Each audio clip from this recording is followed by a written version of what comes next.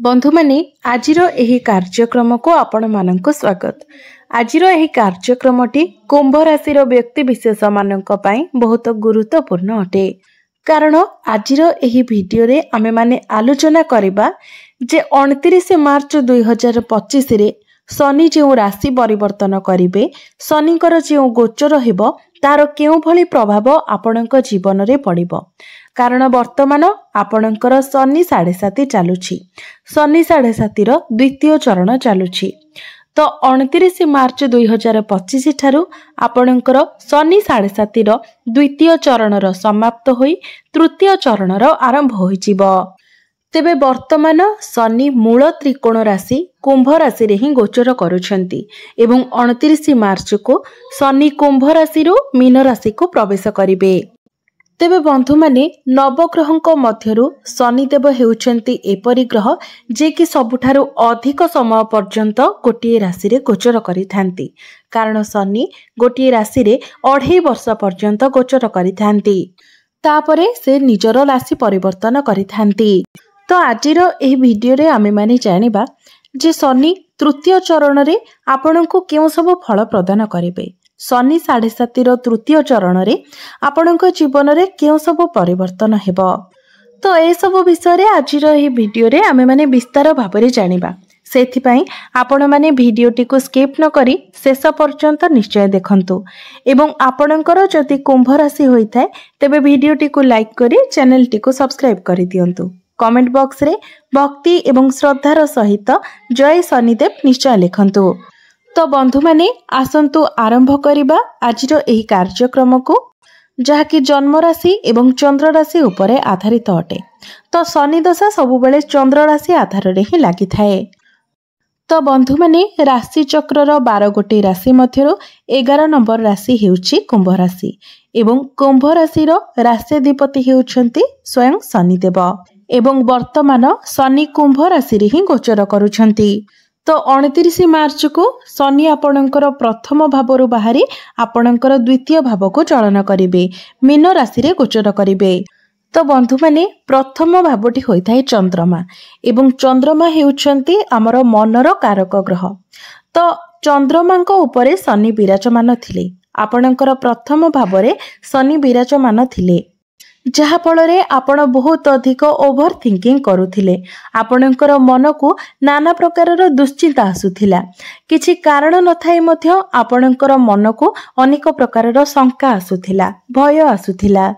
प्रत्येक जिनिस को नेकी आपण इनसिक्योरिटी फील करुथिले, ताहा आपणकर प्रेम जीवन को नेकी हेउ, वैवाहिक जीवन को नेकी हेउ, आपणकर शिक्षा क्षेत्र को नेकी हेउ, क्यारियर को नेकी हेउ, प्रत्येक क्षेत्र को नेकी आपण निजको असुरक्षित मने करुथिले। जदि आपण चाकरी क्षेत्र रे अछंती तो आपणक मन को एपरि चिंताधारा आसुथिला जे मोर चाकरी चली जीवो नाही। तो जदि आपणकर कोनोसी एग्जाम थिला तो आपणको एमिति लागे जे एग्जाम रे मु फेल होई जिबिनी। तो एभली नाना प्रकार दुश्चिंता आपणकर मन भीतर को आसुथिला। यह व्यतीत आपणक उपरे रेस्पॉन्सिबिलिटी मध्य अधिक रहुथिला, कार्यभार अधिक रहुथिला। आपण जेतिकी कार्य करिबा कथा ताठारु अधिक कार्य आपणक उपरे रहुथिला, जहा फलरे आपण कार्य करी करी थकी मध्य पडुथिले। आपण जेमिति रेस्टलेस फील करुथिले, ताहा शारीरिक भावरे हेउ किंबा मानसिक भावरे हेउ। हुए तो आपण शारीरिक भावरे थकी पडुथिले, नचेत मानसिक भावरे मध्य आपण थकी पडुथिले, निजको बहुत टायर्ड फील करुथिले। तेबे बंधु माने ए सब भितरे सबुठारु गुरुत्वपूर्ण कथा हेउची आपणकर निजस्व जन्म कुंडली।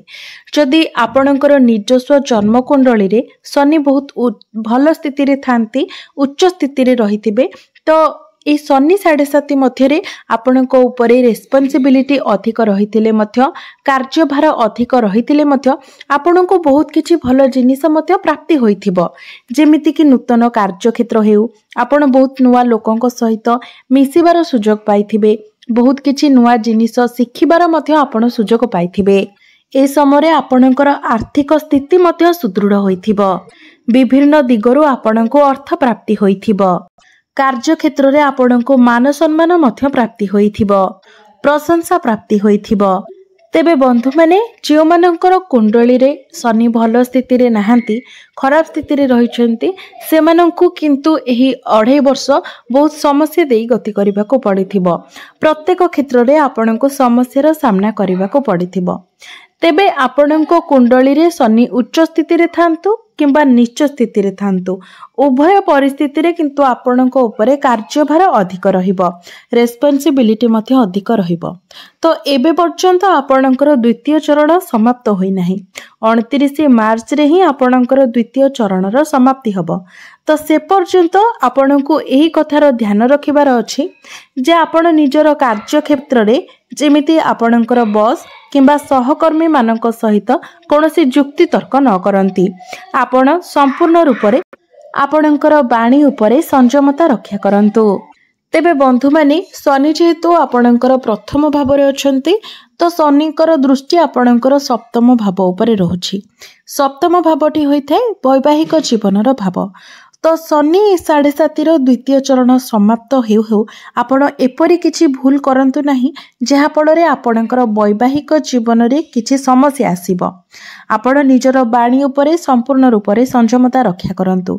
निज जीवन साथी उपरे आपण अजथारे कोनोसी प्रकारर संदेह करंतु नाही किंबा मनरे कोनोसी प्रकारर शंका मध्य आपण रखंतु नाही, नचेत आपणकर वैवाहिक जीवन यह द्वारा प्रभावित हेबो एवं वैवाहिक जीवन रे नाना प्रकारर समस्या मध्य आसीबो।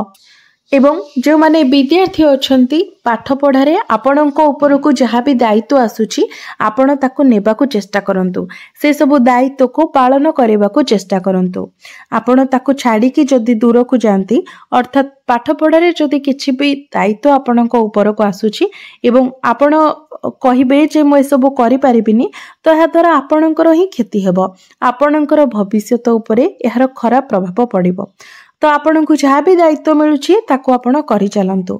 निजको आपण परिश्रमी बनांतु कारण शनि 7.5 रे गोटे व्यक्ति सहित यही होइथाय। शनि हमको परिश्रमी बनाई थांती, कार्यर मूल्य हमको सिखाई थांती।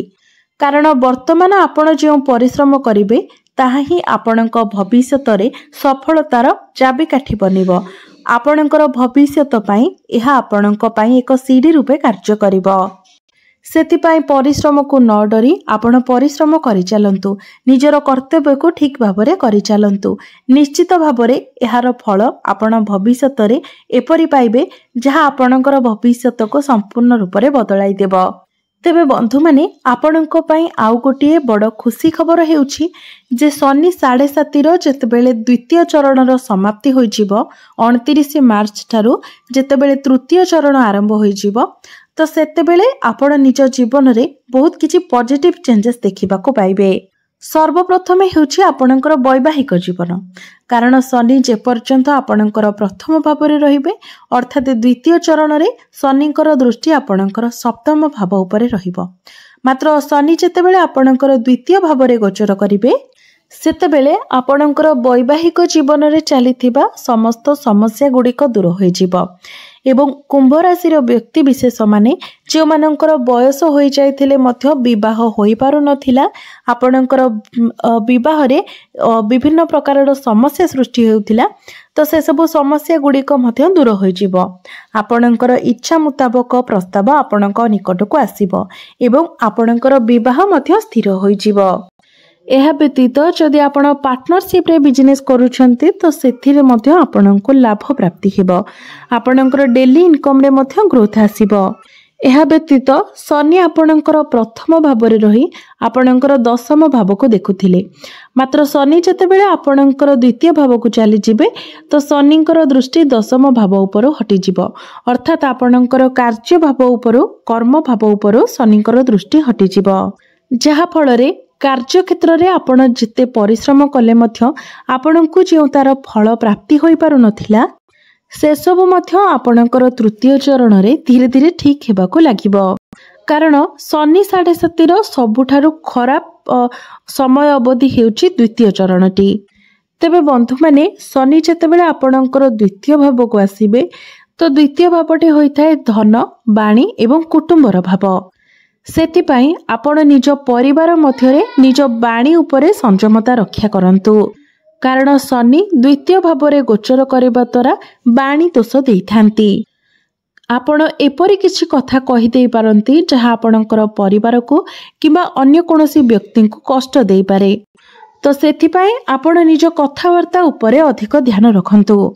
यह व्यतीत द्वितीय भाव में शनि गोचर करने द्वारा आपणकर दांत जनित समस्या मध्य देखादेव, आखिरे ज्वलन भली समस्या मध्य देखादेव। तो एतिकी आपणको पई नेगेटिव रहिबो। यह व्यतीत पॉजिटिव हेउची आपणकर कार्य क्षेत्र रे आपणकर ग्रोथ हेबो।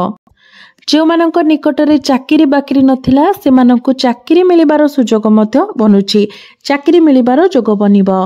वैवाहिक जीवन मध्य सुखमय हेबो, कारण शनि 7.5 जेतेबेले समाप्त होइथाय तो समाप्त होई आसिला बेलकु शनि आमको बहुत शुभ फल मध्य प्रदान करिथांती, बहुत भल प्रभाव आम जीवन उपरे पकाई थांती।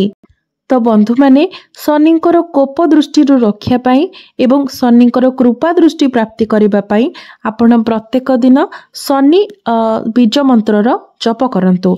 शनि बीज मंत्र 108 थर आपण जप करंतु। प्रत्येक दिन हनुमान चालीसार पाठ करंतु एवं प्रत्येक दिन आपण उदित सूर्य को तंबा पात्र रे जलार्घ्य अर्पण करंतु एवं प्रत्येक दिन संध्या समय आपण चंद्रमांकर बीज मंत्र मध्य 108 थर जप करंतु। तो बंधु माने आपणकर जीवन मंगलमय हेउ, यह ही ईश्वरंक निकटरे मोर प्रार्थना। धन्यवाद।